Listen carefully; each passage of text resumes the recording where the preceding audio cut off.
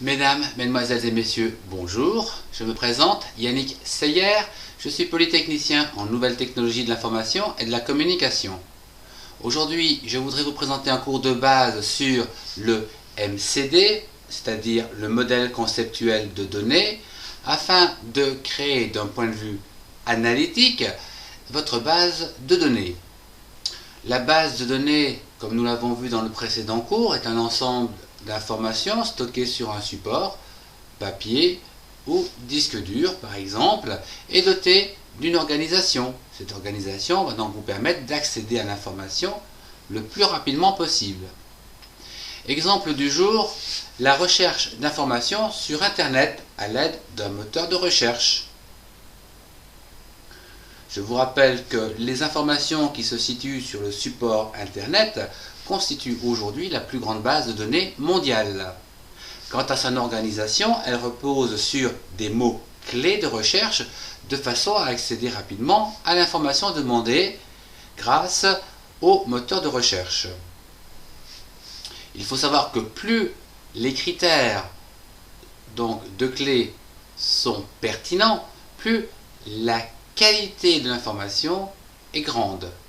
Exemple, si dans votre moteur de recherche, vous recherchez des cours, donc vous marquez ici COURS, vous allez donc obtenir au niveau du monde Internet quelque chose comme 300 millions de résultats. Si vous avez donc des critères plus pertinents, du type cours de base de données, par exemple, vous n'aurez plus que 1 million de résultats. Si vous rajoutez de nouvelles informations à votre critère, donc de recherche, cours de base de données en vidéo de français, par exemple, eh bien ce résultat va tomber à 50 000, par exemple, etc., etc.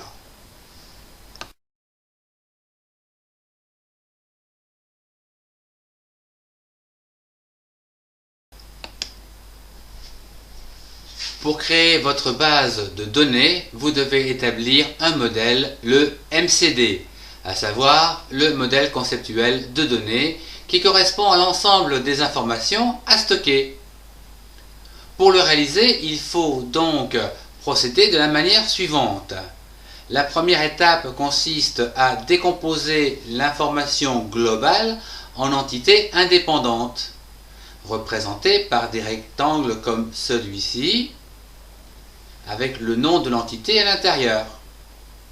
Puis une deuxième étape va consister pour chaque entité de faire l'inventaire des attributs qui permettent de décrire cette entité, comme par exemple le nom, le prénom, etc. Puis pour cette entité, une troisième étape, c'est de choisir l'attribut ou le groupe d'attributs qui vont constituer la clé primaire.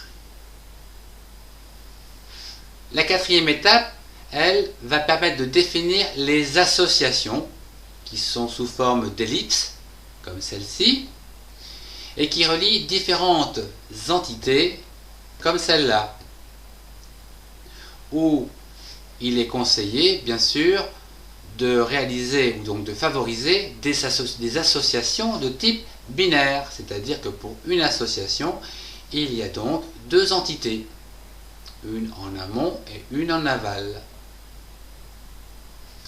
La cinquième étape va vous permettre de déterminer les attributs de cette association.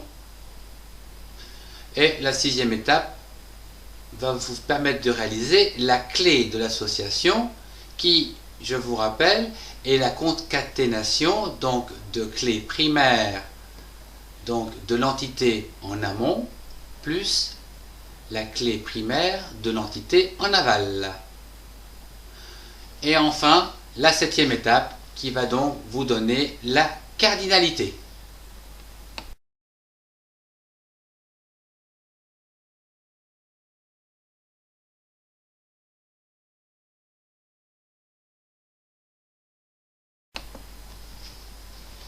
Je vous propose un petit exemple concret. Votre objectif est de modéliser une base de données contenant des cours mathématiques, français, anglais, mis à la disposition des internautes. Le modèle doit permettre de retrouver toutes les recherches d'un internaute à une date donnée et la composition de chaque recherche.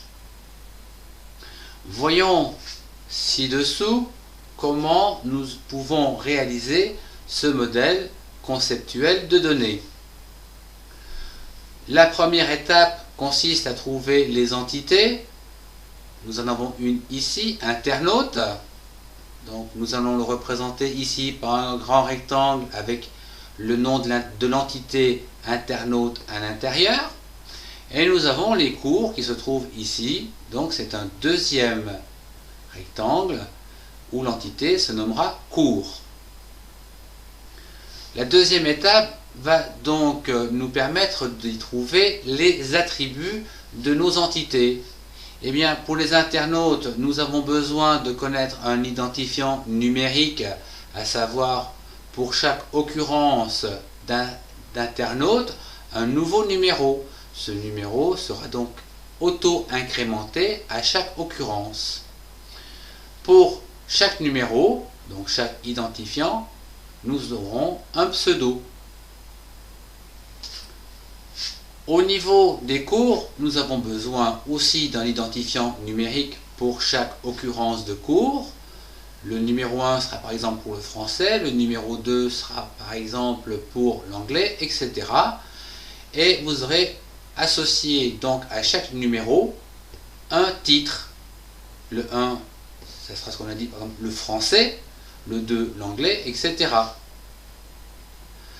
Nous avons donc vu en premier lieu donc comment créer nos entités, y trouver les attributs et les identifiants, c'est-à-dire les clés primaires. Voyons à présent les associations qui relient ces entités. Nous avons dans le texte de départ ici qu'un internaute recherche un cours ou un cours est recherché par un internaute. Donc, c'est bien une association puisque c'est un verbe d'action. Nous allons le retrouver ici sous une forme graphique elliptique à l'intérieur duquel on va y retrouver son nom recherché. À présent, au niveau des attributs, nous avons vu dans notre texte de départ que nous voulions retrouver par date donc qui fait quoi. Donc nous avons besoin de la date ici. Et à présent, l'identifiant sera donc composé par la concaténation des identifiants en amont donc de l'internaute et en aval des cours, l'identifiant primaire des cours, donc la clé primaire des cours. À présent que nous avons réalisé donc ce modèle, il nous reste à y poser les cardinalités. Pour un internaute, donc il va chercher au moins un cours, mais il ne peut pas en prendre plusieurs, il peut prendre qu'un seul cours à la fois. Il peut prendre soit du français, soit de l'anglais, soit des mathématiques. Donc la cardinalité sera 1, 1, minimum 1, maximum 1. À présent, la cardinalité des cours, les cours peuvent être pris par aucun internaute, 0, mais peuvent être pris par tous les internautes. Donc, on peut donc y trouver la cardinalité 0, n. Voilà, c'était pas compliqué.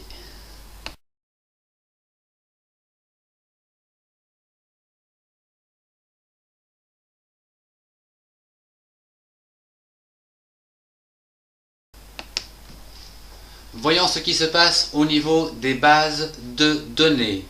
Lors de la création des internautes, c'est-à-dire ici je parle de l'entité internaute avec ses attributs identifiants et pseudo, nous aurons donc des occurrences qui vont donc être comme celle-ci, où l'identifiant sera incrémenté de 1 en 1 pour des pseudos différents. C'est ainsi que pour l'identifiant 1, nous aurons le pseudo Yann, puis l'identifiant 2, Paul, et le 3, Marie, etc. Pour chaque nouveau pseudo, un nouvel identifiant qui lui est auto-incrémenté de 1 en 1. Quant à la création de cours, c'est exactement la même chose. Pour un identifiant qui s'auto-incrémente de 1 en 1, nous avons des titres différents. C'est comme ça que pour l'identifiant 1, nous avons du français, et pour l'identifiant 2, nous avons de l'anglais.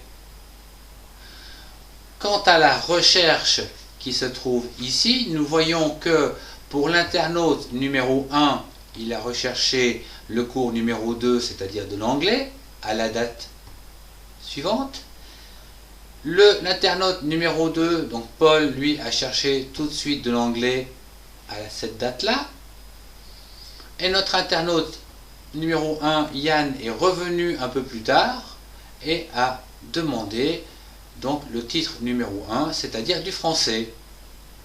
Nous pouvons dire par exemple que nous pouvons retracer ce qu'a fait l'internaute numéro 1 dans cette journée par exemple, puisque nous retrouvons ici son identifiant et nous retrouvons ici les titres qu'il a regardés, ou disons les cours qu'il a consultés ou recherchés. Nous pouvons voir que pour le 19-06-2011, l'internaute numéro 1, c'est-à-dire Yann, a pris un cours d'anglais et un cours de français. Voilà, je vous remercie de votre attention, au revoir et à bientôt pour un prochain cours.